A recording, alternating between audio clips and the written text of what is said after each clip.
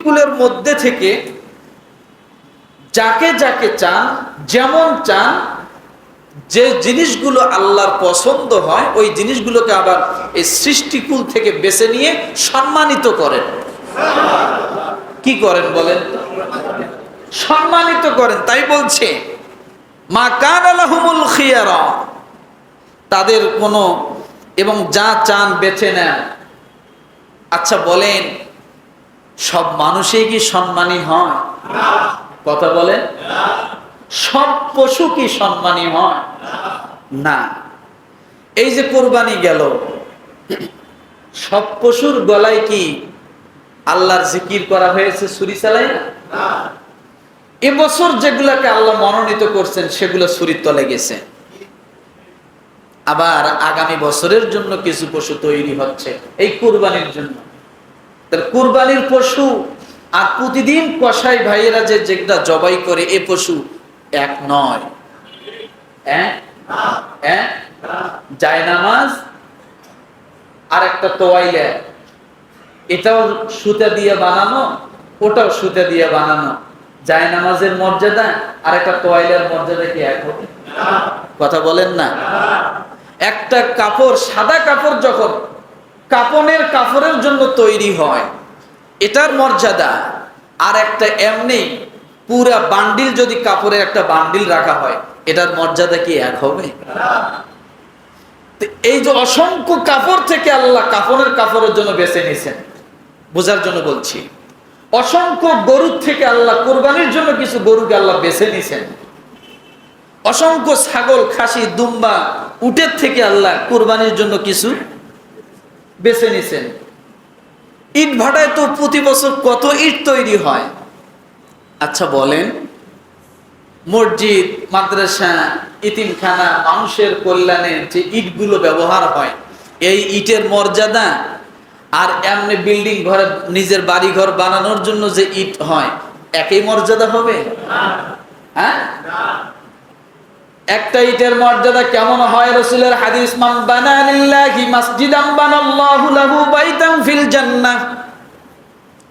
কোন মানুষ যদি মসজিদ নির্মাণের জন্য, আল্লাহর সেজদা দেওয়ার জন্য, সেই জায়গা নির্মাণের জন্য একটা ইট যদি কেউ বানায়া দেয়, একটা ইট যদি কেউ কিনে দেয়, একটা ইট যদি কেউ মসজিদে সহযোগিতা করে, আল্লাহ তাআলা ওই একটা ইটের বদলা জান্নাতের মধ্যে বান্দার জন্য বিশাল একটা বালাখানা আল্লাহ নির্মাণ করে দেয়।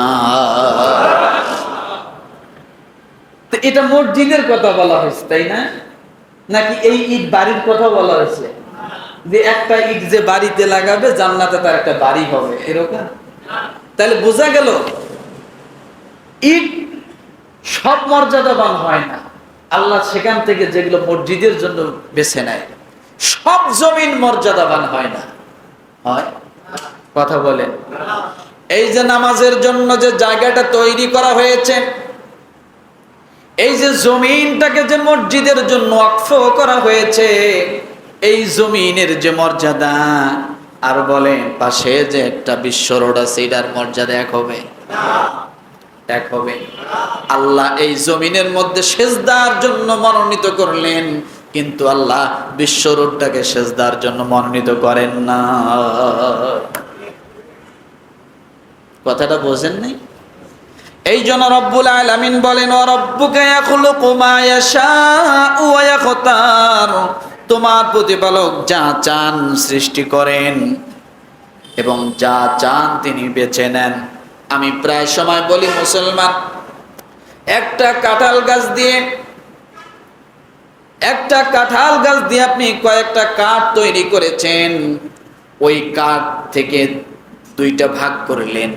একটা ভাগ মসজিদের সামনে চলে আসলো, একটা ভাগ দিয়ে রেহেল তৈরি করলেন, একটা ভাগ দিয়ে কোরআন শরীফ বানানোর জন্য একটা তাক তৈরি করলেন, আলমারি তৈরি করলেন, আর একটা ভাগ দিয়ে জুতার রাখার জন্য কিছু বক্স তৈরি করে দিলেন। বলেন, একই গাছ, কাঁঠাল গাছের দুই রকমের কাঠ হলো, দুইটা ভাগ হয়ে গেল। একটা মসজিদে জুতার বাক্স রাখার জন্য বাক্স তৈরি করা হলো, আর একটা মসজিদের মধ্যে কোরআন শরীফ রাখার জন্য তৈরি করা হলো। এবার বলেন কোন কাঠের মর্যাদা বেশি? ঘুমান নাকি? কোন কাঠের মর্যাদা বেশি হলো?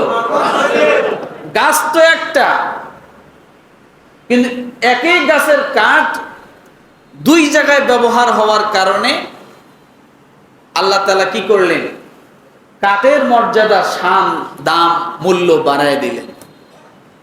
এক জায়গায় আসিয়ায় জুতা রাখতেছে, আর এক জায়গায় জুতা তো দূরের কথা, কোরআন শরীফ রাখার রেহেলের কনারে যদি আপনার পায়ের বৃদ্ধ আঙ্গুলটাও লাগে, আপনি ইমানদার বলে আপনার একটু আফসোস লাগে, খারাপ লাগে। রেহেলটা ধরে আপনি একটা চুমা খান, কথা ঠিক কিনা? জায়গা ভেদে মর্যাদা বেড়ে গেল। একটা গাছকে আল্লাহ দুইটা ভাগ করে একটা জায়গায় সম্মানিত করে দিলেন, একটা জায়গায় জুতার বাক্সর জন্য নির্মাণ করে দিলেন। এই জন্য আল্লাহ বলেন, মা কানা লাহুমুল খিয়ারা, যাকে চান বেছে নেন, তাদের কোনো এখতিয়ার নাই। নিজের থেকে সম্মানিত হওয়ার কোনো এখতিয়ার নাই, নিজের থেকে মর্যাদাবান হওয়ার কোনো এখতিয়ার নাই। আল্লাহ যাকে মর্যাদাবান বানাবেন সেই একমাত্র মর্যাদাবান হতে পারে, কথা ঠিক কিনা? যাকে মর্যাদাবান বানাবেন, আল্লাহ যা সম্মানকে উঁচু করবেন সেই সম্মানিত হবে। আল্লাহ যাকে নিচু করবেন সেই কি হবে? নিচু হবে। জোর করিয়ে বেশি দিন সম্মানিত টিকে থাকে না, থাকে।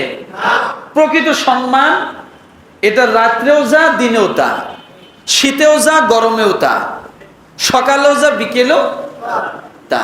আর জোর করিয়া যেটা সম্মান, এটা সকালে আছে, বিকেলে আছে, দিনে আছে, রাতে রাতে আছে, দিনে নাই।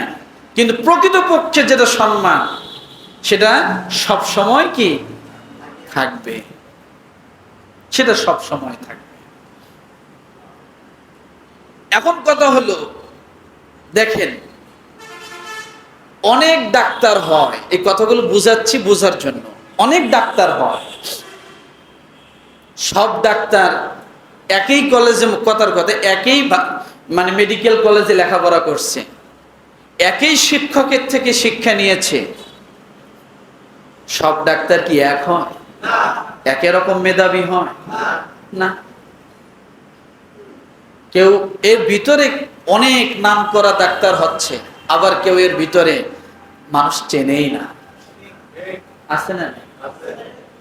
মানে কথাগুলো কেন বলছি, আল্লাহ লাস্টে যে কথাটা বলছেন পুরো আয়াতটা সারমর্ম ওইটাই, আমি সেটা যাচ্ছি।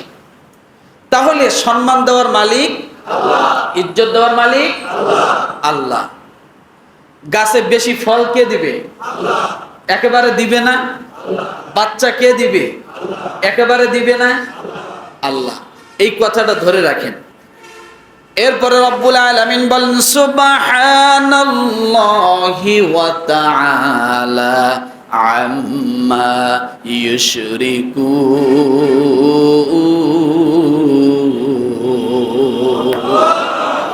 সব কথার মূল কথা এইটা।